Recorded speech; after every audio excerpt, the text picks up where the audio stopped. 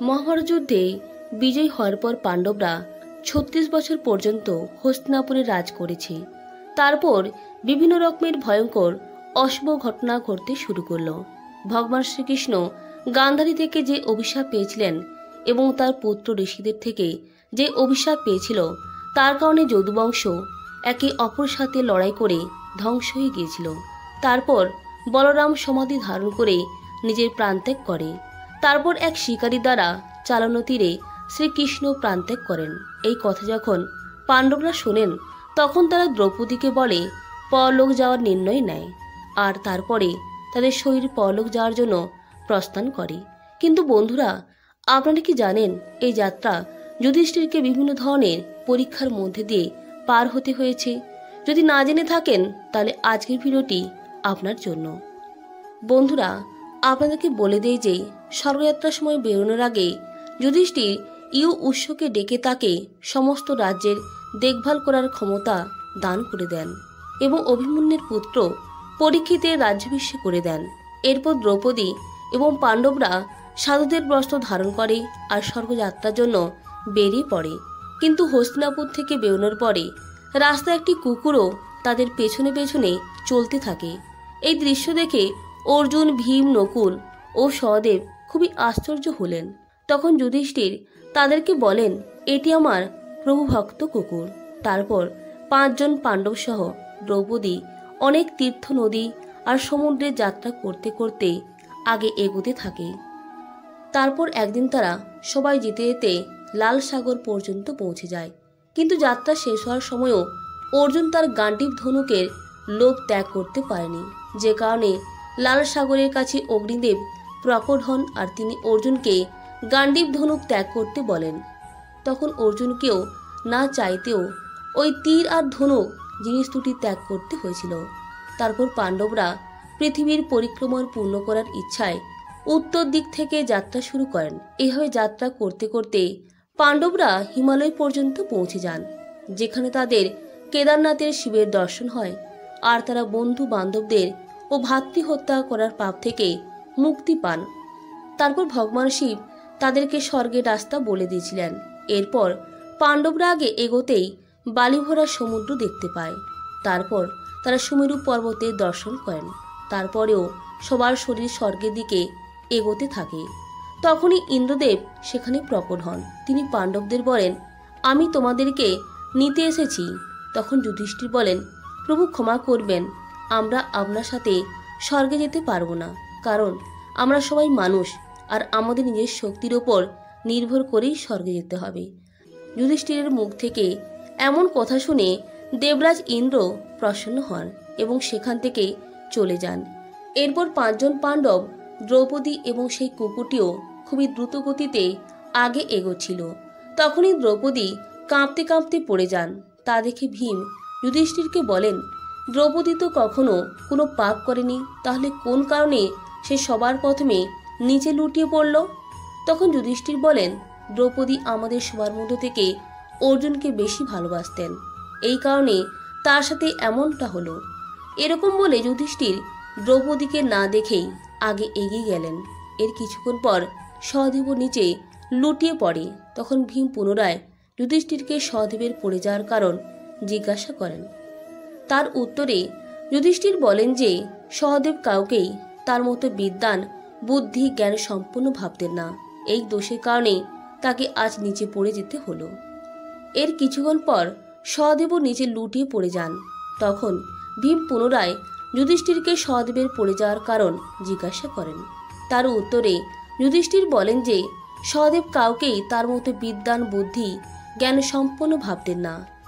এই দোষের কারণে তাকে আজ নিচে পড়ে যেতে হলো। এভাবে কিছুক্ষণ পরও নকুলও পড়ে যায়। পুনরায় ভীমের জিজ্ঞাসা করায় যুধিষ্ঠির বলেন যে নকুল তার রূপ নিয়ে খুব অহংকার দেখাতেন, এই কারণেই আজ তার সাথে এমনটা হলো। এই হওয়ার কিছুক্ষণ পরও অর্জুনও পড়ে যান। এই দেখে যুধিষ্ঠির ভীমকে বলেন যে অর্জুনের তার পরাক্রমণের ওপর অহংকার ছিল। অর্জুন মনে করতেন যে তিনি একদিনেই সমস্ত শত্রুকে বিনাশ করে ফেলতে পারে, কিন্তু সে কখনো তা করতে পারেনি। আর এই অহংকারের কারণেই অর্জুনের আজ এই পরিস্থিতি।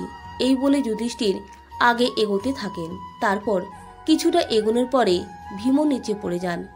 যখন ভীম যুধিষ্ঠিরকে তার নিচে পড়ে যাওয়ার কারণ জিজ্ঞাসা করে, তখন তিনি বলেন, তুমি খুব খেতে আর তোমার শক্তির মিথ্যে পরিদর্শন করতে, এই কারণে তোমাকে আজ মাটিতে পড়ে যেতে হয়েছে। এই কথা বলে যুধিষ্ঠির আগে এগোতে থাকে। এখন শুধুমাত্র রয়েছে সেই প্রভুভক্ত কুকুর, যে তার সাথে যাচ্ছিল। কিছু দূর যাওয়ার পরেই যুধিষ্ঠির ওই কুকুরের সাথে স্বর্গের দরজায় প্রবেশ করে, যেখানে ধর্মরাজ তাকে এই কথা বলে আটকে দেন যে, যুধিষ্ঠির, তোমার সাথে এই কুকুর স্বর্গে প্রবেশ করতে পারবে না। ধর্মরাজের কথা শুনে যুধিষ্ঠির বলেন, এই কুকুর আমার পরম ভক্ত, এই কারণে একেও আমার সাথে স্বর্গে যাওয়ার অনুমতি দেন। কিন্তু ধর্মরাজ না করে দেয়। কিন্তু অনেক সময় ধরে বোঝানোর পরেও যুধিষ্ঠির যখন কুকুরটিকে ছাড়া স্বর্গে যাওয়ার জন্য রাজি হন না, তখন কুকুররূপী যমরাজ তার বাস্তব রূপে ফিরে আসেন। বন্ধুরা, আপনাদের বলে দেয় যে যুধিষ্ঠির সমস্ত রাস্তায় যাকে প্রভুভক্ত কুকুর ভেবেছিল, বাস্তবে সেই কুকুরটি হলো মৃত্যুর দেবতা যমরাজ ছিলেন। যুধিষ্ঠিরকে তার ধর্মে স্থির দেখে যমরাজ খুবই প্রসন্ন হন। এরপর ধর্মরাজ যুধিষ্ঠিরকে তার সাথে স্বর্গে নিয়ে যান। কিন্তু স্বর্গে পৌঁছে যুধিষ্ঠির এটি দেখে খুবই অবাক হন যে সেখানে দুর্যোধন এক দেব দিব্য সিংহাসনে বসে আছেন, যেখানে তার সাথে তার 4 ভাই এবং দ্রৌপদী নেই। তখন যুধিষ্ঠির দেবতাদের বলেন, আমার ভাই তথা দ্রৌপদী যে লোকে গেছে, আমিও সেখানে যেতে চাই। আমি তাদের থেকে ভালো লোকে থাকতে চাই না। তখন দেবতারা বলেন, যদি আপনার এরকমই ইচ্ছে হয়, তাহলে আপনি এই দেবদূতের সাথে চলে যান, ইনি আপনাকে আপনার ভাইদের কাছে পৌঁছে দেবে। যুধিষ্ঠির তখন ওই দেবদূতের সাথে চলে যান। তারপরে ওই দেবদূত যুধিষ্ঠিরকে এমন রাস্তায় নিয়ে যায় যা খুবই দুর্গম এবং খারাপ ছিল।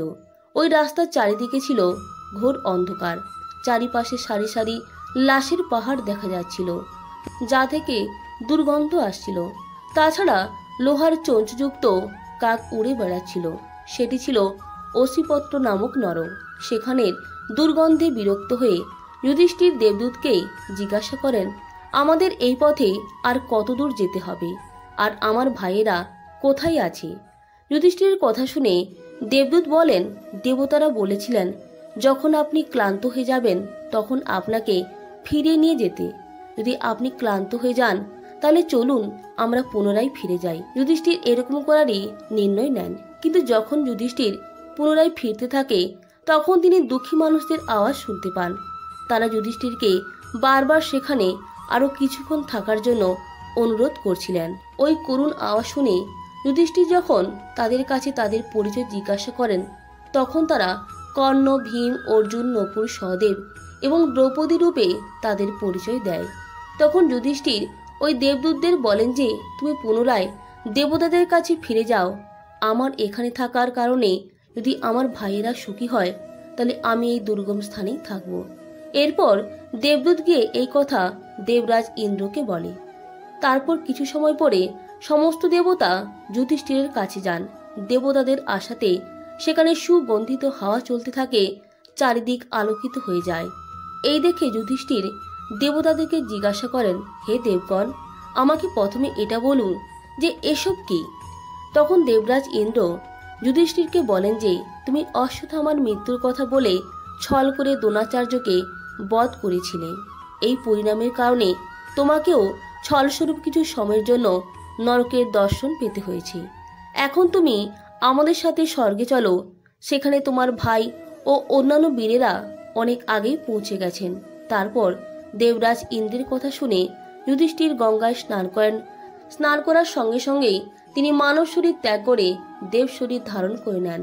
এরপর অনেক মহর্ষি তাকে আহ্বান করতে করতে তাকে সেই স্থানে নিয়ে যান, সেখানে তার 4 ভাই আনন্দপূর্বক বিরাজমান ছিলেন। তারপর যুধিষ্ঠির সেখানে ভগবান শ্রীকৃষ্ণের দর্শন করেন। তারপর তিনি দেখেন যে সেখানে অর্জুন তার সেবা করছে। যুধিষ্ঠিরকে আসতে দেখে ভগবান শ্রীকৃষ্ণ এবং অর্জুন তাকে স্বাগত জানান। এরপরে যুধিষ্ঠির দেখেন যে ভীম আগের মতো শরীর ধারণ করে বায়ুদেবের কাছে দাঁড়িয়ে আছেন। অন্যদিকে কর্ণকে সূর্যের সমান স্বরূপ ধারণ করতে দেখেন, আর নকুল ও সহদেবকে অশ্বিনী কুমারের সাথে দেখেন। তারপর দেবরাজ ইন্দ্র যুধিষ্ঠিরকে বলেন, এই যে সাক্ষাৎ ভগবতী লক্ষ্মী দেখতে পারছো, এর অংশ থেকেই দ্রৌপদীর জন্ম হয়েছিল। এরপর দেবরাজ ইন্দ্র মহাভারত যুদ্ধে মারা যাওয়া সমস্ত বীরদের ব্যাপারে যুধিষ্ঠিরকে বিস্তারিত করে বলেন। এইভাবে যুধিষ্ঠির তার ভাই এবং তার সমন্বীদের সেখানে দেখে খুবই প্রসন্ন হয়। তাহলে বন্ধুরা, আশা করি যে আপনাদের মহাভারতের সাথে যুক্ত এই কথাগুলি খুবই ভালো লেগেছে। প্রত্যেকে ভালো থাকবেন, সুস্থ থাকবেন। নমস্কার, ধন্যবাদ।